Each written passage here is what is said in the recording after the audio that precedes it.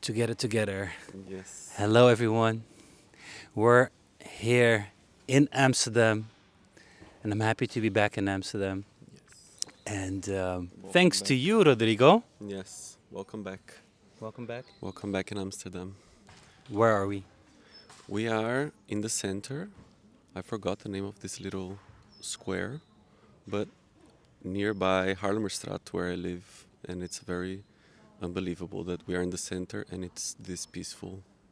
To me, Amsterdam has this thing like one street away from the central streets. It's already like a very chill. So this is the Palmgracht. Yes, that's it. I have to start creating a map with all the benches that we've been sitting on, Yes, true. and I'll add this one to the list. Yeah. And there's actually a tour happening on our left side. Yes. I always like to paint the context a little bit of what's happening. There's actually a tour guide actually explaining where we are in the Jordaan. Yeah. It's dry, it's a bit foggy, a bit moist, but it's comfortable. And I'm joined here by Rodrigo. Actually, I'm going to do a shout out to Eva. Thanks for thanks for proposing to meet with Rodrigo. They're connected. She's a friend of of a good place, and she suggested to talk to you. And tell us a bit more, Rodrigo, about you, about your life here in Amsterdam, and what brought you, to this wonderful city. Yeah. Well, let's see. I've been here for 6 to 7 years, kind of. And I'm from Brazil. I'm from São Paulo. So a big city comparing to Amsterdam. How many And million people? São Paulo, I think, is like 12 million, the city. And I think Amsterdam doesn't have a million if you count just like the city. Yeah, the Netherlands has like 18 million people. Exactly. Imagine. And just the city has 12. And for me also, like, I was listening to some other episodes and some people are like, oh, I left Amsterdam to go like elsewhere to be peaceful. And to me, Amsterdam is peaceful compared to São Paulo. Yeah. Because it's like to me, it's a small city, but it has everything a big city has. And I love that. And I love that I can bike everywhere. Like, instead of spending 1 or 2 hours commuting every day in a metal box, and you don't see anyone inside the cars, and everything is far. Like half an hour by car, it's a privilege. And here in Amsterdam, 20 minutes by bike, it's too far. so Yeah, so you true. get a bit spoiled with the distance and with how compact the city is. But yeah, I left Brazil to go to Italy with my brother, my sister, and I. We did a process to get the Italian citizenship. Oh yeah. Because there is a deal between Brazil and Italy. Mm-hmm. And I was for a year almost being a digital nomad, or under the delusion that I was a digital nomad. Delusion. Yeah, because it's, I mean, you need to plan it out very well. And I was just like, oh, I'm going to go. I spent 2 months in Lisbon, 2 months in Berlin. I went to Belgium. I went to Barcelona. I went where friends would host me in their sofa, you know. Or someone was like, oh, my apartment will be empty, so you can stay there. But then I was earning money in Brazil as a freelancer, as a remote worker. And the money would arrive here in the Netherlands, and it wouldn't be much. And Netherlands is not known for being a cheap place to make a living. So I needed to do like pivot a bit. So I became a waiter for like 2 years here in Amsterdam, and I loved it Okay. Yeah. because I worked too much behind the screen. And that I was like, no, you need to solve the problem right now. People are hungry. Yeah. Where did you wait? It was a restaurant called Pigs and Punch in the Utrechtstraat. Okay. So they serve like drinks that you serve with like a punch, and Nice. meat stuff, very carnivore style restaurant. But now with the pandemic, they went bankrupt. Oh. Yeah, but then the timing was perfect because then my freelance work picked up. Mm-hmm. So then since then I've been focused on that. But yeah, talk like why I live here. I think it's we were talking before. I mean, my siblings live here, so my brother first, um, and then I was doing this digital nomad thing, and I started to feel quite lonely actually. Okay. And he's my older brother, and he has a bit of this mom energy, and he's like, why don't you, like, we should stick together, you know? So then I came to Amsterdam, I met my boyfriend, and then my sister, she was in Brazil, she's like, I'm not gonna stay here by myself. So now the three of us live here. I live with my brother and his partner, and my sister, we don't live together, but I mean, all in Amsterdam, so it's pretty, Unique. yes, Right? yeah. Yeah, when people Oh, sorry. Go ahead. yeah, when people ask me if I like to live here, I always have to take that into consideration because I know it's a privilege to live in the same city as your family. A lot of people, they leave their countries or their cities and they are like by themselves or just with Yeah. their partner, which is Yeah. nice. But I get to share this experience with them, you know. So it's very very nice. Beautiful. Yeah. So you already must have like had this really strong connection amongst each other, you and your brother and you and your sister, Um, to. I wouldn't say so Oh, actually. no? No, Oh. like I used to live together in São Paulo with my brother. My sister is much younger. She's 9 years younger than me. Okay. So I left home when I was 14. So she was still quite Okay. small. She doesn't remember growing up with me. Oh wow. And then when I went to São Paulo, she went to like a boarding school. So then we would meet seldom. And so when we went to Italy, we were living together, the three of us. So it was like a moment also to get acquainted with my siblings again. Get to know your sister. Yeah, yeah. Also my brother, like, because even though we were living together, he was Oh, sorry. um, so even though we lived together, we in a big city, you know, we each had our own routine and like our own lives. And in Italy, we went to the Dolomites, so we were like Yeah. in the mountains. It was like a Hiking. completely like a detox from the big city. My brother had burned out, so also it was why we came, and it was very healing to just be there and like be bored. You know, like there was nothing to do. It was really like go take a walk, take your time. You know, like it was really like slowing down moment coming out of São Paulo. Hmm. Yeah. But you all joined him in that journey. Yeah, my sister was the first actually because she wanted to study in Europe, and of course it's better if you are a European citizen. And I mean, now she just finished her course here in Amsterdam at the UFA. Okay. So then she was the first, and when we saw the process was working out, my brother and I joined her. Also, there was a cousin with us and his wife, so we were like a big family. Nice. In the mountains of Italy, and I mean it was beautiful. Yeah. And then after that, my brother wanted to come here. He met someone, he wanted to move here, and then me, and then my sister.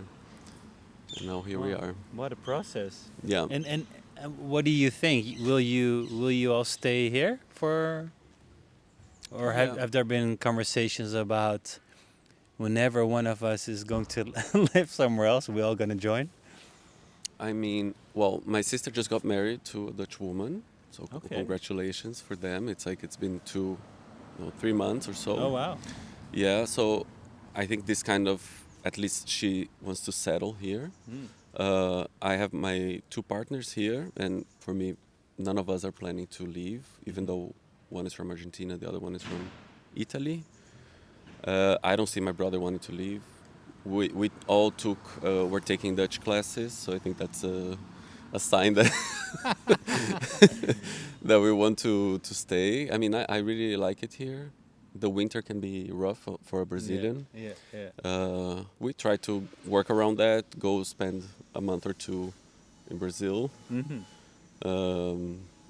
But yeah, we make it work. I think the positive sides of Amsterdam are more impactful than the negative ones. That's how I feel it. But no plans to move so far. Yeah. I don't know. Like I'm also, listening and I'm processing in my head like so many things, especially when you cannot again not relate to that kind of. it's beautiful to see how that family is following each other, coming together, regrouping, all choosing their own paths in life. Yeah. It feels also there's a lot of play and joy and fun. Yeah, for sure. I think we have a good chemistry, the three of us. Uh, like it's quite chill. I come from a family that the way the family works is more like very chill, and it's funny because all of us You come chose across like chill. yeah, and all of our partners are not very chill. They're Oh, more no? like very energetic.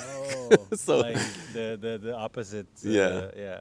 And now, even though we live in the same city, sometimes like of course I live with my brother, so I see him every day. But my sister, sometimes we would not see each other for like a month or two. Okay. So then now we have this like monthly family dinner that Mm. I organize. We play a game or we watch something together. And last time we were playing a board game. I think it's Hitster. So it's like Okay. it's about music. Like you need to place it on a timeline. Our partners were insane, yelling. And at one point I look around and my sister, my brother, and I were like very quiet. Yeah. So it's funny to see how we get like we attract to opposites ends of the spectrum. So it can heat up. Yeah, yeah. I think it's good to, this kind of exchange, let's Yeah. say, in energy. Yeah, yeah. All right. And I mean, your parents or the rest of the family? They're still in Sao Paulo. My parents, they live in the countryside of southern Brazil, Okay. so it's kind of like almost in Argentina. So Okay. they cross sometimes to Argentina. But they come and visit, or They came already twice, Hmm. and they're gonna come again this next year. Hmm. It's also easy for them to visit all of us in one Yeah, in one stop. It's exactly. cheaper and it's more practical. yeah. We are trying to get them to move at least to Portugal because the language then they Okay. can. But they are young, Our parents are. I'm 35. My father is 55. My mom is 56. Yes. 55, 56. Yes. Wow. So they had us. I mean, my brother they had before their 20s. If you do the math. Wow. So Yeah, it's, yeah. So they're still quite young. My father's still working. My mother also. They're still quite young. So I think there's still a bit of time for them to decide. Okay, I want to retire and move to Europe. It's a big change. My mom would come in 2 seconds. My Okay. father's like, no. What am I gonna do there? And I understand. Yeah, his life, maybe his work is. Yeah, or work, and also like his whole life is built there. Yeah. So I understand the. But you guys don't have to convince your parents to come to Europe. My siblings are trying. I'm more Okay. accepting that I don't think they will. Okay. Also, it's a conversation like, okay, when they start getting old, which one of us is gonna go help take care of them? We don't have an answer. Mhm. Now I'm the only one that has remote work, but I mean things can change in 20 years or so. Yeah, Yeah. What in 20 years, huh? yeah, I'm in that range, where my parents are 74, 77. yeah, Yeah. Yeah. Suddenly they're in hospital, and you have to take Yeah. care of them. exactly. And then you're visiting every second day. Yeah. Yeah, It's different when you're far away. yeah, exactly. I mean, I could go back. I don't think about it a lot. It's a possibility, of course, Yeah. that I need to go back. Also, like last time when I went to visit them, I was like, oh, actually, it's quite chill here. Like my mother taking care of the garden. They have like nice fruits they pick and they eat. Like Mm. eating very healthy. Everything is Yeah. fresh. And it's a small city. They live in. It's 70 or 80,000 people. It's the biggest one in the region, but still, it's a small city. Mm-hmm. Mm-hmm. So it's another rhythm also of living. People pass by your house, ring the bell. Hey, I'm passing by. Do you want to have a coffee? It's very Spontaneous. spontaneous. And Yeah. here, nothing is spontaneous. No. At least in Amsterdam. Even this podcast was planned. Yes. Yeah. Yeah. This is something also that's quite different. But I'm also very much adapted to that. Yeah. I need to plan.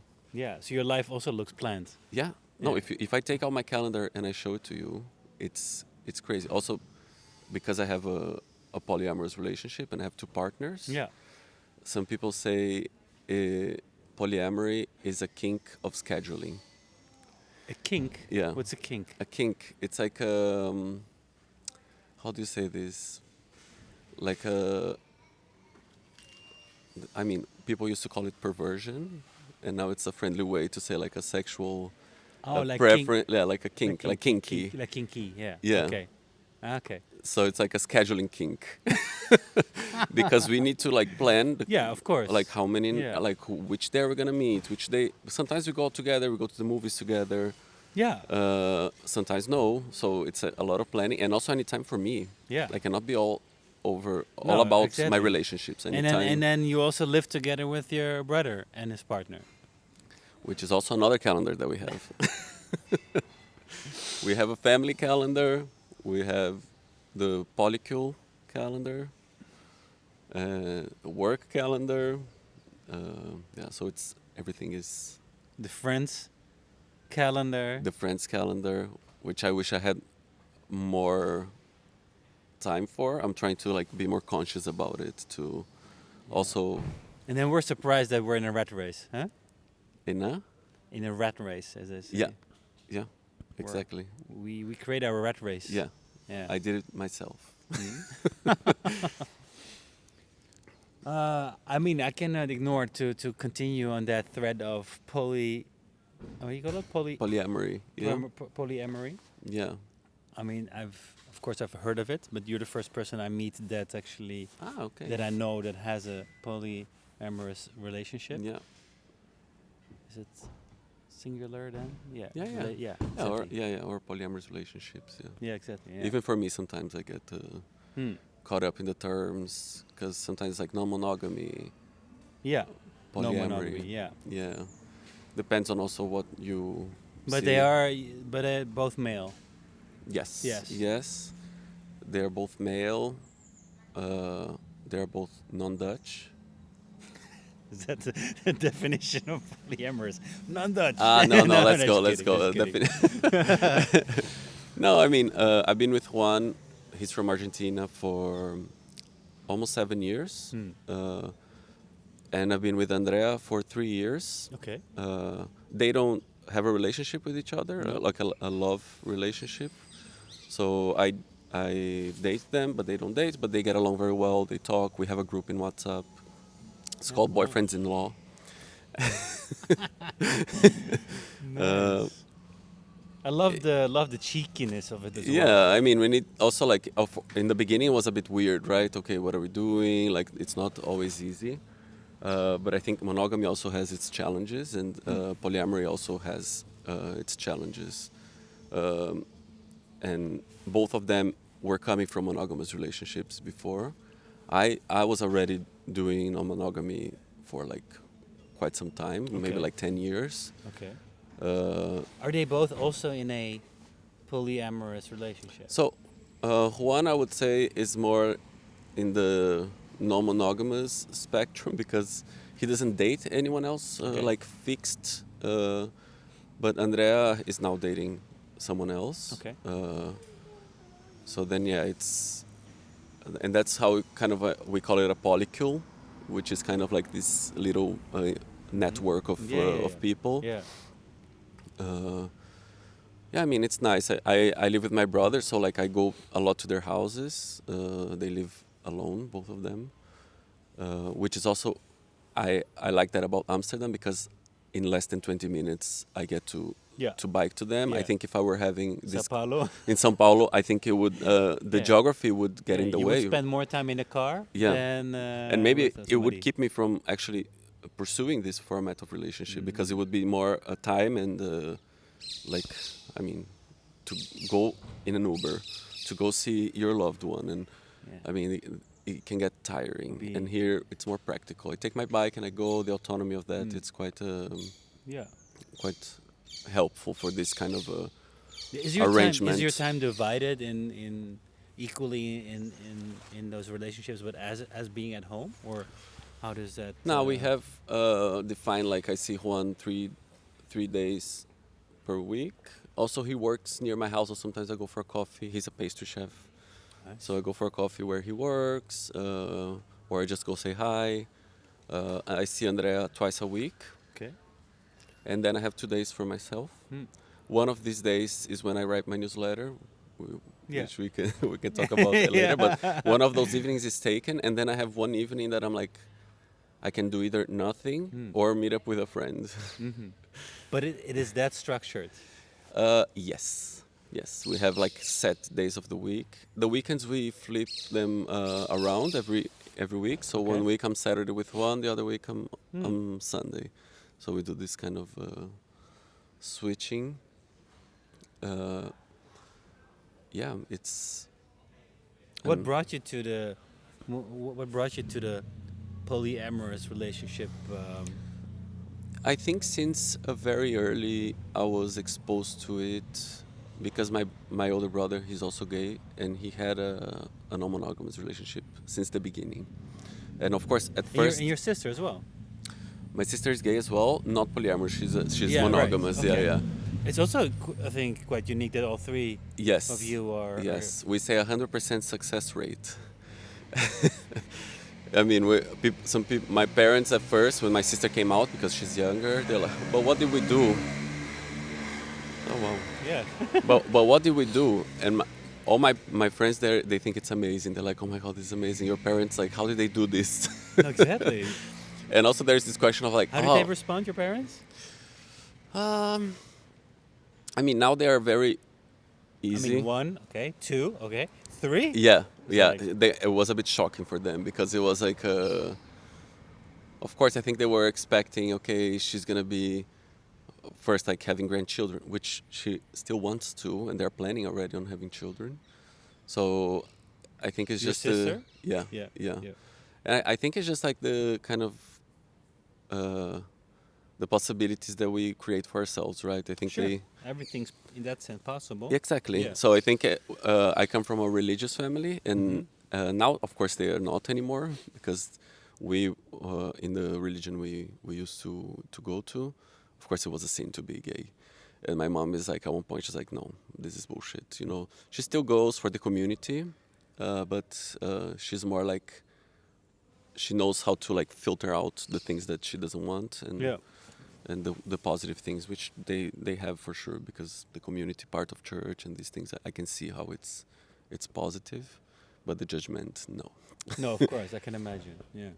Yeah, but I was exposed to it quite early because my brother, he was Yeah. with his ex-partner for 14 years, which is not typical in the gay world to have such long relationships. Monogamous. They were not monogamous. But they were always very make it work, you know. So of course, when I first saw it, I was super judgmental, and I think it's very normal to be like, oh, Yeah. like why do you have to be so promiscuous? You know, these judgments that, of course, we grew up in a religious family, so there is this layer Yeah. of judgment, and then seeing, oh, actually, nice, they're actually doing something different from what society tells us to do, and Yeah. I can Or religion. yeah, and I can admire that.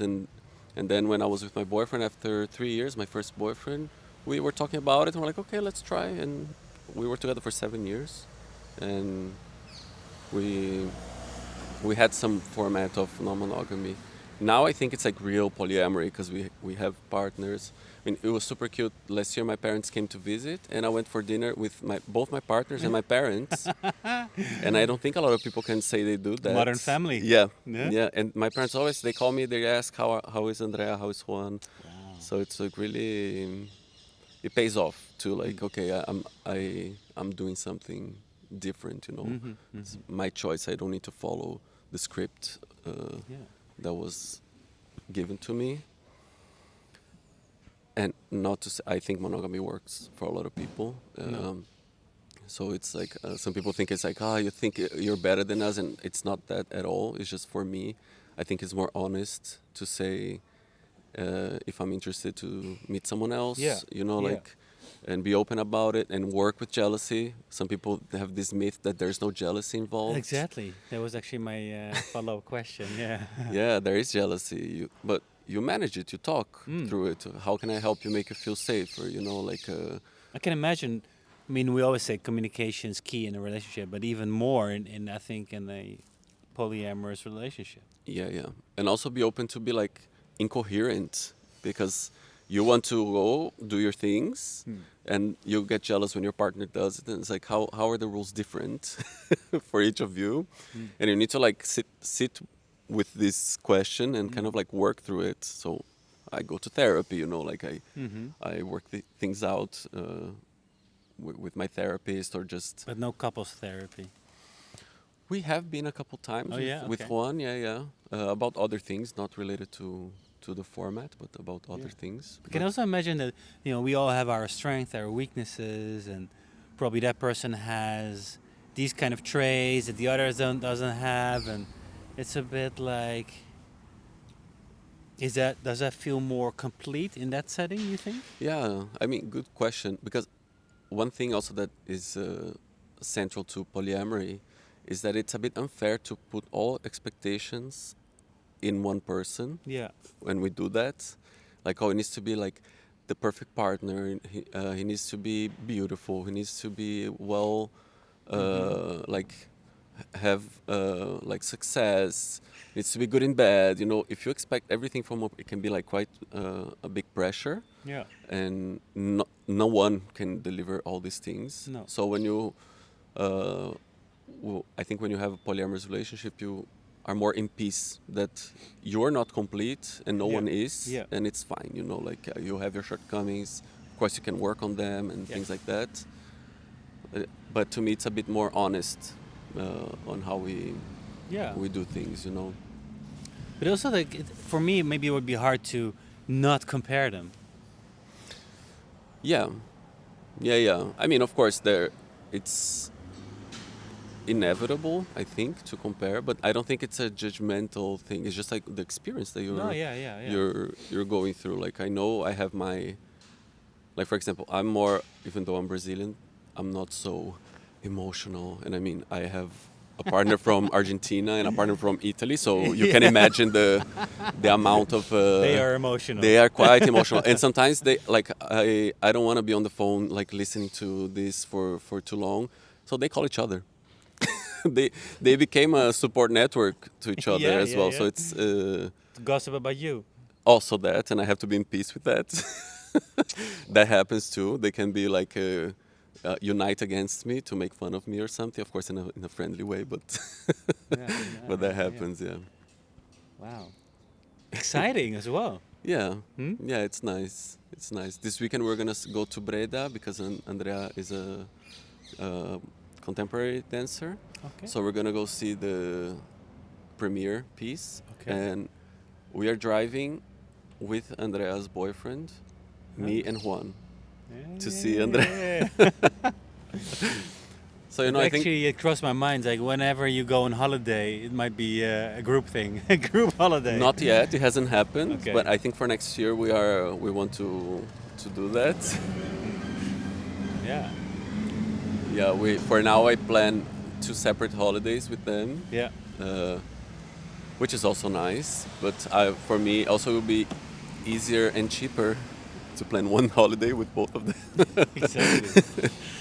Okay, group discount. Yeah, exactly. He's doing a Yui. Yeah. Picking up the trash, keeping the city clean. Yes, very important. It's important in Amsterdam. Well, thanks for being so open about this and enlightening me as well a bit. And I'm also very intrigued by it. Not so much as in this would be for me, a polyamorous relationship, but it's also, it's like, how do I look at my girlfriends? Like, of course, everybody has their shortcomings, and then you also learn to appreciate them, and then how would that be if there would be any, a second person next to it? Yeah. It never crossed my mind, actually. Yeah. So it's interesting to hear it from you about how you structure that life. But also, it's a busy week. busy week. Yeah. So that's why I think, as I said, I think being in Amsterdam, it helps with the flow of things. Yeah. It's not so.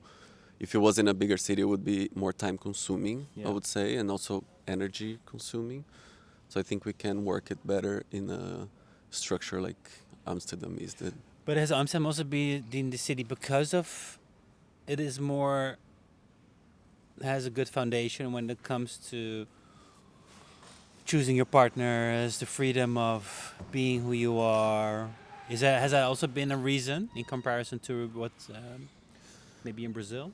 Yeah, I mean, I think in this case, Brazil's quite a bit of a paradox about that because Yeah. it's at the same time that when you think of Brazil, you think, wow, it's like carnival, you know, everyone Yeah. like doing whatever they want and people don't care about what other people think. It's not really like that, you know, like at the same time, it's a country that was founded on colonialism and Catholicism, Yeah. Yeah. and there's still this in culture. But São Paulo is a super huge city, so being gay there, it's quite, in general, accepted as well. Yeah. It's more exposed to it. Also, of course, I know there's a lot of homophobia and violence, and we see it on the news. But I think even in the Netherlands, Yeah. you can see it sometimes that it still happens. And Even here in Amsterdam, yeah, yeah, for sure. yeah. But yeah, here I feel there is more. I mean, there's a long history of acceptance. So that, of course, it's quite helpful. Like, pride is quite established. You know, like it's a. I don't know which is bigger, if it's the King's Day or Pride, but they feel kind of like the same dimension of celebration. Yeah, can imagine. I think still King's Day wins. Yeah. Okay. Yeah. Yeah, sorry. But I mean, Pride nowadays is not just one day as it used to be. It's a week or even a month. Yeah. It's the whole Right. month. Yeah. Which is quite amazing to see how the city revolves around that for this time. Yeah. Of course, there is a criticism on how it became very commercialized. The Pride, they have a Pride that is more political, which now happens like the week before Yeah. the Canal Pride. Yeah. And I appreciate that there is this part to be more political. Okay, let's talk about the politics behind this, not just let's party and No, exactly. with our shirts off. You know, Yeah. like There still needs a lot of work to be done, huh? Yeah, for sure. Yeah, nice. yeah. And you also said, because also that's something I came across. It's funny how you interview me. Yeah, or, I was like, okay, yeah, it's this good. feels natural. Actually, put a holder here instead, instead of holding the mic. But is of course your work, but also really dedicating one day a week to your newsletter. Yeah. Tell us a bit more about that because it's called the Nexialist. Yes. Yeah. Can you fill people in what that's Yeah. about? Yeah, so since 2021, I've been working in my personal project, the Nexialist, which is about connecting ideas. The Nexialist comes from a sci-fi book from the 50s. All right. And in this story, which I forgot the name now, they were in space and they had a big problem to solve. And the person who could solve it was the Nexialist, which was the guy that would connect the different areas. Because Okay. everyone was super focused in their area, Okay. and they needed kind of someone to look at all the resources and connect them in a way that made sense. So it's about like nexus. And my friend Gustavo, he sent me this when he saw this word. He's like, I think this is you. And then thank you, Gustavo, for the tip. I've been since 2021 working with this title that you helped me find. And I heard that you need to be also on the show. Yes, So you do. You're up next if you see this. Yes. So yeah, it's a newsletter that I write, and I it's about like cultural insight. So anything I find that gives me I call it a brain spark or some insight about culture. So new music, an article that I read, a new word that I discovered, sometimes in Dutch, sometimes in English, sometimes in another language. What's been the biggest or the latest insight? The latest Cultural insight. insight. Okay, there's one. I mean, it's gonna be in the next week newsletter because my friend just sent me this morning. That People, yeah. So when this show is live, it will be fine. yes, when someone's saying that the Dutch should be called hydropunk.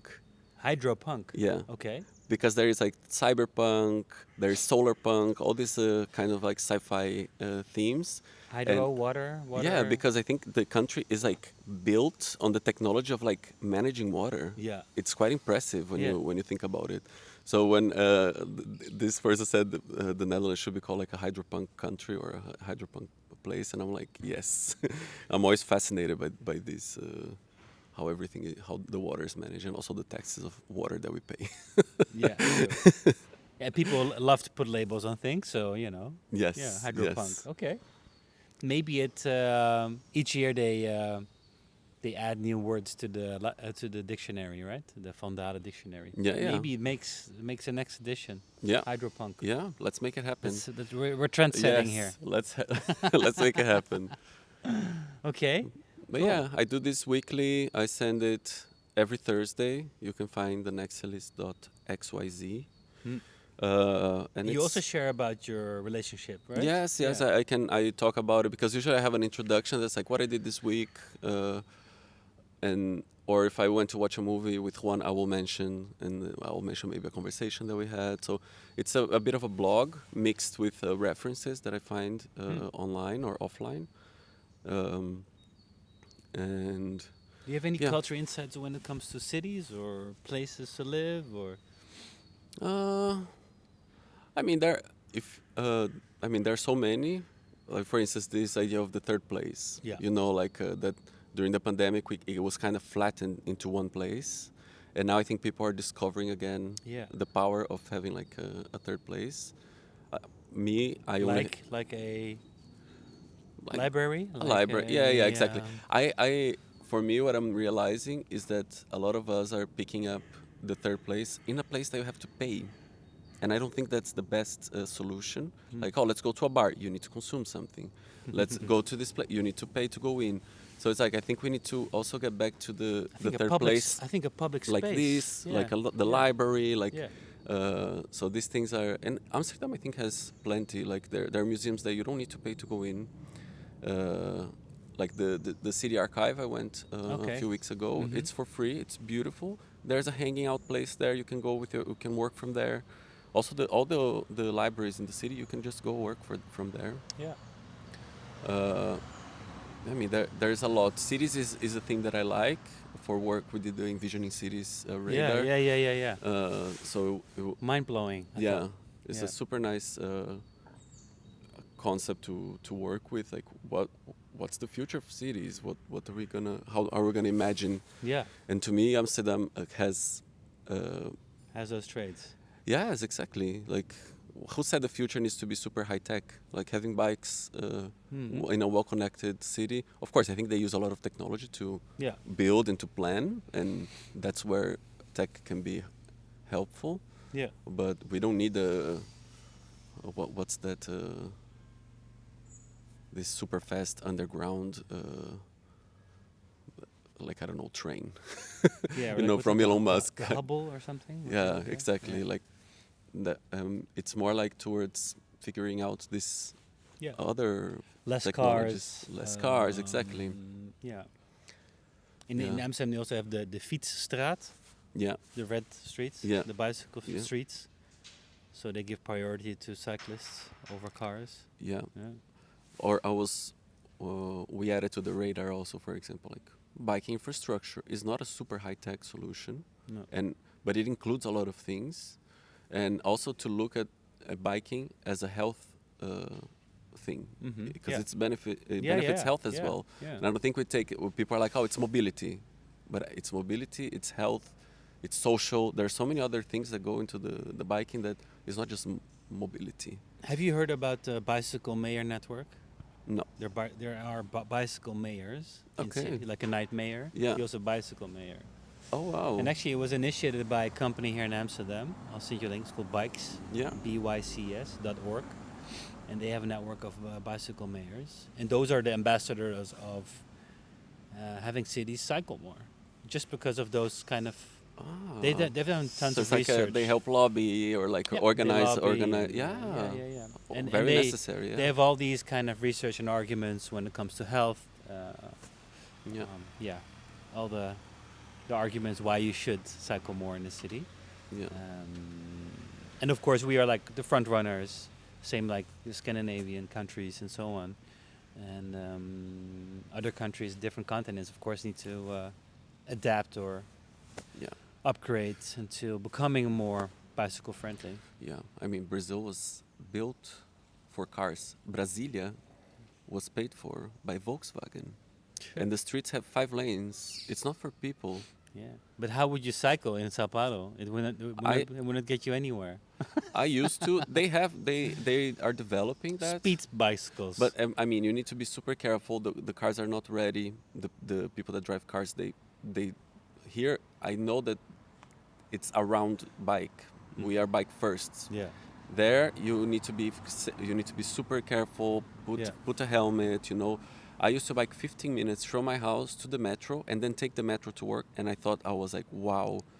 I'm so privileged, and here 15 minutes is already like it's a bit far.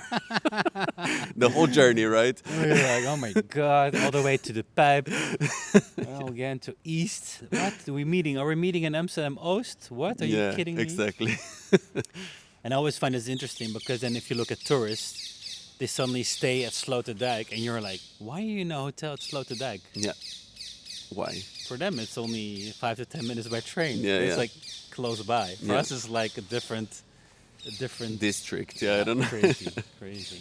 Yeah. So this is interesting how you see how tourists maybe stay outside of the ring of Amsterdam.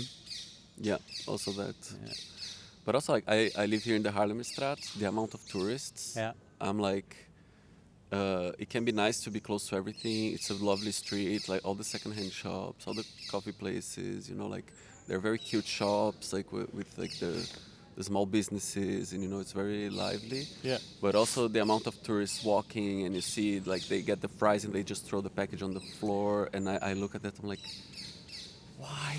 Why? Yeah. You know, like take care of. I wouldn't go to your city throwing trash No. on the floor. Like I have a basket on my bike. It's always filled with the It trash. becomes a trash. a trash can. Yeah, yeah. Even though there is a trash can like 10 steps Yeah. from where I put my bike. So these things can be quite.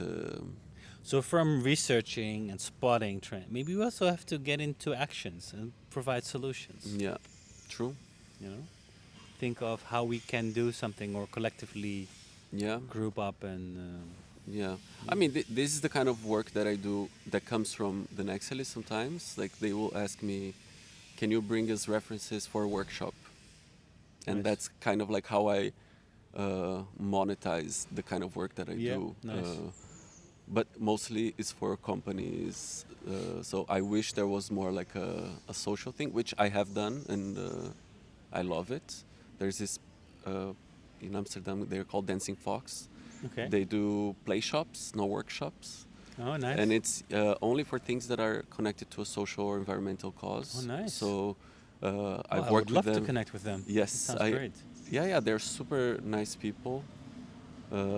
I've done really nice work with them for like health, for climate, for social causes, and I feel that my work is being used for something positive other than Yeah. helping brands make more, More, yeah, sell exactly. more, Yeah. and Exactly. We talked about starting in advertising. That's the reason why we left advertising. Yeah. Yeah. yeah, Yeah. like many of us. Rodrigo, talking about a good place. Yeah, That's the caveat of course, of this podcast. yeah, What is I mean, there are two sides of an answer. There's of course your personal side, yeah, and of course there's more from a inside point of view. yeah. Of course, first, what is a good place to you? Oh wow. What is a good place? A place that I can be myself, Mm-hmm. that I can have a community, and that things flow. Like this thing of being able to bike everywhere, it's really life-changing for mental health, for just the daily dynamic. So for me, I think I would say these things: community, and I think where inequality is. I mean, of course, inequality happens everywhere. I feel here in the Netherlands the gap is much smaller than in my home country. And I can see the difference in how we trust each other more. You're not thinking that someone is, like, for example, I would never be in a park in São Paulo, just the two of us here, and leave the camera there, filming us. Because the potential of someone just coming by running and taking it, it's real. So I would put a chain next to it. yeah, or you would need someone else to be there watching it, you know? You have to hire a bouncer. Yeah, exactly. Security guy. But yeah, the security also, I think it's for a sure. very important thing for me. And it should be also a place where your brother and your sisters are. Please, yes, please. Family is very important. Okay, nice. Yeah, I think that's Are you in a good place? for sure. I'm in a better place than I was before. But also, it's not just about the place, but the place where you are mentally. But of course, it influences a lot. And having that support network. 100%. It really makes a difference, I think. Yeah. Friends, family, partners. It's all like this social infrastructure, Mm-hmm. you know, that I think we've. I don't think our generation learned how to take care of it, and when we get so connected online, we kind of lose track that it takes effort to build these things, you know. Yeah. For like now people are starting to talk about like just mental health used to be like a new thing maybe 10 years ago, like talk about mental health, what is that? I think now we're going to start talking a lot about social health. You can already find articles talking about this, how it's as important as physical health and as mental health. If we don't have a good social support network, we I read it once saying also mental well-being, physical well-being, financial well-being, like all these kind of forms of well-being. Yeah, they're all important. That if you balance them, you might be in a good place. Yeah. I have been. I mean, also, if you're not doing well financially, it destroys everything else. It seems in this system that we live, you need to have at least some kind of stability. Yeah. And I've seen how it damages all the other well-beings when this one is out of place. I think all of them. If one of them is out of balance, everything else starts kind of moving around. But yeah, I think it's. Yeah, I also realize about when it comes to support network that you know it's there, but you should not only use it when shit hits the fan. Yeah. You know, your support network, you should also feed them when things are going okay or well. Yeah. And I mean, for me, this thing that I said that we have a monthly dinner with my siblings, it's part of that. Of course, sometimes we meet more than that, but at least we know at least one night per month we're gonna get together and like be there for each other, talk, just laugh or share some trouble that we are having. Yeah. So this is also the positive side of having these things, these busy calendars, is that you make time for things. You don't let your time kind of like go on while you're scrolling or while you're like binging to a series. Like you need to make you need to make time for these things. They're not gonna happen by themselves. Yeah. Sometimes we think because there is another friend that does that, so we think things happen by no, there's someone putting the effort and making it happen. So send that invite to your friend. And don't use the calendar as an excuse. There's always room. There's always room, even if it's like a 1 hour coffee, like we're doing here, an hour Yeah. talk at the Yeah. in the bench. You can squeeze that in your agenda. Yeah. Although you have such a structure, there's still flexibility for Yes. this. Yeah. Yeah, when I was in São Paulo, it happened so many times that we were like, I was walking with my friend going to the bar, and then another friend on the other side of the street, where are you going? Oh, we're going, okay, I'm gonna walk my dog, I'll be there. Okay, I'm like, did this just happen? It's like, does this really happen? And I forgot about this spontaneous Yeah. element Yeah. that in Brazil, it's very much like, you don't plan so much ahead. Oh yeah, we're gonna go there. You put in your calendar, like, why are you putting in your calendar? We're gonna be there. I'm like, I need to put it. Now I'm super Dutch with these things. I do think that these experiences are the things that you remember, though. Yeah. You know, the spontaneous ones. Yeah. The ones that you did not expect. Yeah, exactly. Exactly. If you look back in your life about what you remember, like these experiences are the most spontaneous ones. Yeah. The least expected ones. Yeah, for sure. So I do think we should build in a bit more spontaneity. Yeah. So you can structure your week, but then leave room for things to happen, Yeah. right? You can plan your spontaneity. Yeah.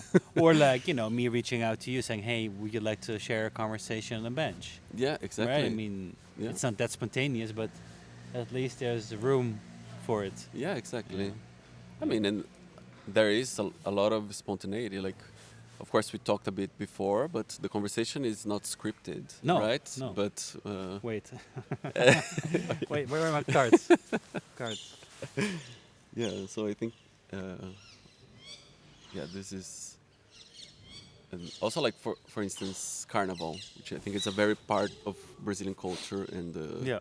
and it's super spontaneous because even you plan to go with a group of friends, in a matter of an hour, you will lose. Either you will get lost from your group, or someone in the group will get lost. And you make new friends, and then you meet again in an hour in another spot,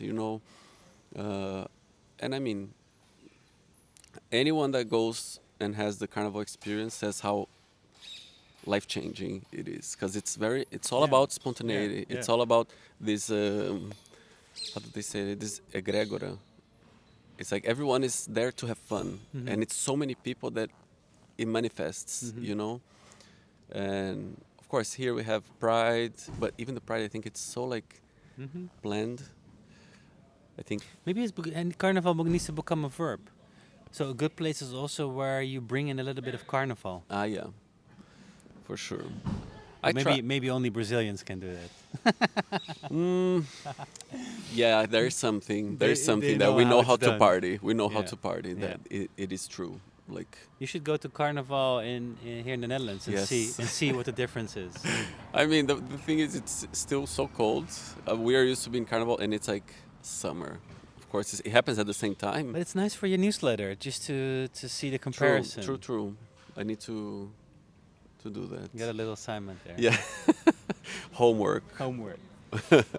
Rodrigo, I think we're at the end of this episode. Yes. I think it was a beautiful conversation. Thank you. And a bit of carnival, Yeah. a bit of polyamorous, a bit Yeah. of leave room for spontaneity. For sure. Keep your family close. Yeah. See them frequently. Yeah. Do your creative project. Do your creative project. It definitely. keeps your mind working.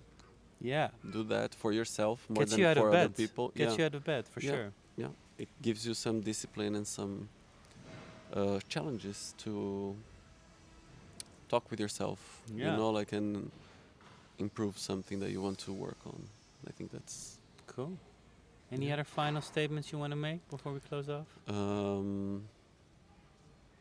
yeah, I don't know. Come to Brazil. Yeah, you won't be there. Yeah, exactly. But come to Amsterdam. Come to Amsterdam. Rodrigo, thank you so much. Thank you for the invitation, and we stay in touch. Absolutely. Thank you everyone for watching. Thank you. From Bye-bye. Amsterdam, Jordaan. Subscribe, like, whatever, everything to support the channel. And looking forward to our next episode. Take care. Take Ciao. care.